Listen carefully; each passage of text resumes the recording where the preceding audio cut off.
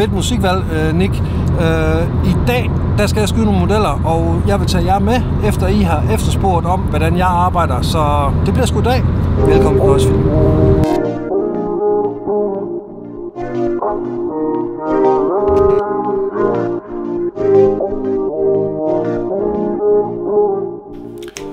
I har skrevet ind et par gange, og nu kommer videoen.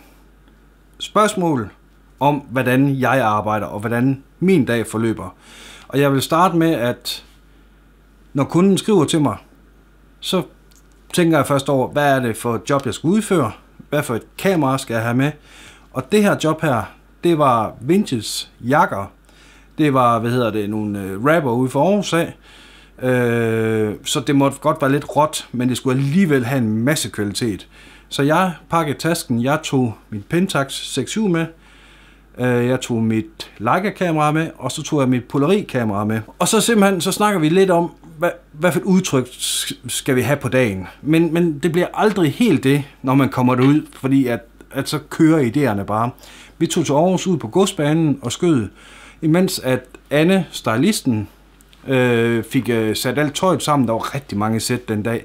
Så gik mig og Nick lige rundt, fordi det var når jeg er ude at skyde på locations, i hvert fald når det er sådan noget som godsbanen, eller det indre København, eller det kan være Barcelona, Paris, det kan være mange steder, så vil jeg helst gerne prøve at finde nogle vinkler, som man ikke kan se, hvor jeg er henne. Fordi for mig vil jeg gerne have, at det bliver mere tidsløst. Som hvis nu, at man tager et billede, hvor Eiffeltårnet, det står helt bagved. Altså, man kan se Eiffeltårnet. Så er det jo Eiffeltårnet, du tager billeder af, bare med model foran. Det er mere vigtigt for mig at finde en vinkel, så at folk opdager, når det skulle da i Paris, eller godsbanen.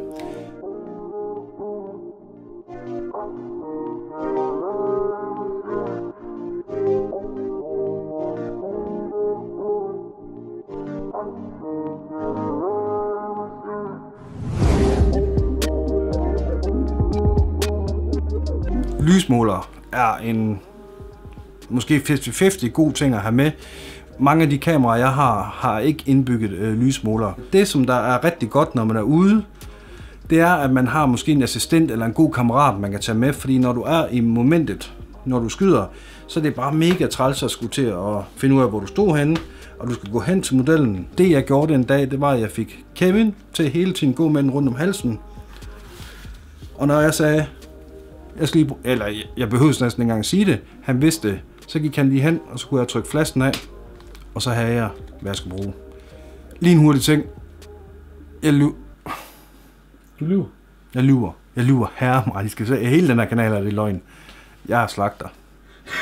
Når jeg bruger en lysmåler, så er det altid under hagen på modellen, jeg tester mit lys af.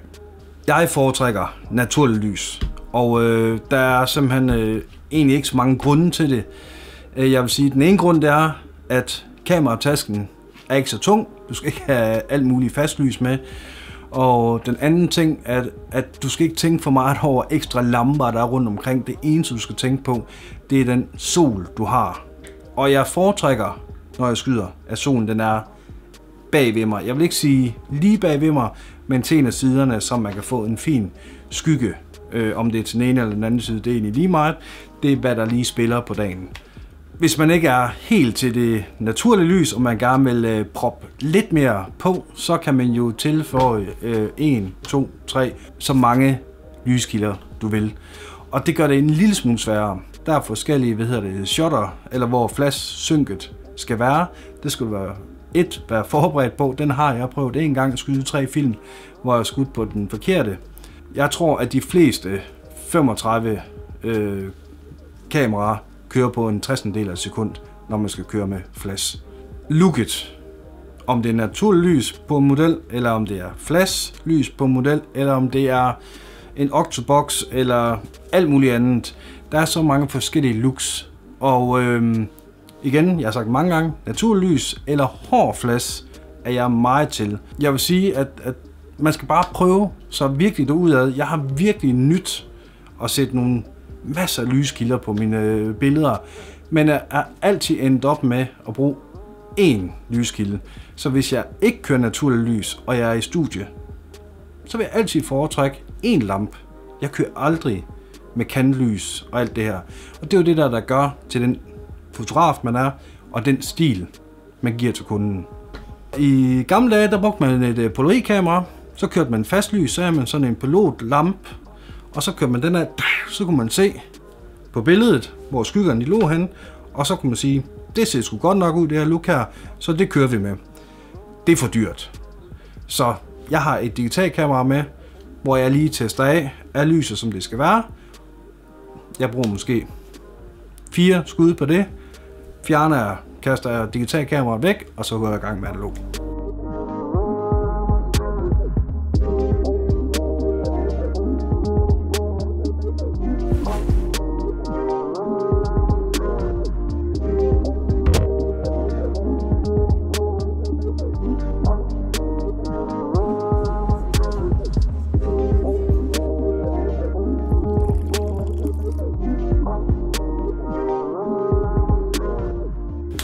Når jeg har med modeller at gøre og arbejder sammen med dem, så bliver jeg nødt til at forklare dem, hvordan min arbejdsgang er, inden vi går i gang, så jeg ikke misser nogle billeder. Så jeg går hen og så vil jeg præsentere mig selv, siger mit navn og snakker og får en god dialog med dem, fordi at igen er det vigtigste med modeller, det er, at de har tiltro til dig. Fortæl dem lidt om, at det er film, vi skal skyde på, at vi kan ikke se det, før at jeg får det fremkaldt. Jeg fortæller dem, at de kan ikke posere hurtigt. De skal simpelthen lave deres bedste posering, og så skal de holde den. Og så plejer jeg, hvis det er en, der ikke er vant, hvis det er første gang, hun skal skyde analog, eller han skal, så plejer jeg at sige, at jeg tæller lige ned, inden jeg tager billedet. Den måde, at jeg får jobs på som analog fotograf, og det er selvfølgelig heller ikke nogen hemmelighed, at jeg har skudt digitalt mange år back in the days, og det gør jeg også stadigvæk i dag. Men alle mine billeder, jeg smider op på Instagram, Facebook, jeg tror, at 80% af min hjemmeside er analog. Det er, at jeg promoverer mig selv som analog fotograf. Og jeg tænker, at alle ved, at hvis du kan skyde analog, så er det også a piece of cake at skyde digitalt. Så man skal bare stole på sig selv og synes, det er fedt, det man laver. Så kommer jobsene helt automatisk efter et par år. De kommer ikke i morgen. Det er lidt sværere. Jeg håber, at I har fået noget ud af videoen, men hvis I har flere spørgsmål, så for helvede skriv under videoen. Kom ned i kommentarfeltet der, så skal vi nok svare på det. Så bare lige gå ned, og så bare lige tryk på sådan en knap der, sådan en YouTube-ting der, og så bare giv sådan en, hvis du synes videoen den gav dig noget. Og hvis den ikke gjorde, så gør det sgu alligevel, og så skriv en lille kommentar dernede. Det har jeg også sagt en gang. Men noget jeg virkelig glæder mig til, det er, når Nick han har tid til at lave en video om min nye kamera. Og jeg glæder mig så meget til at komme ud og skyde med dem. Og jeg har også en lille overraskelse til den tid. Men jeg vil sige, Noisefilm, vi er ude herfra, og så vil jeg lige slutte af med at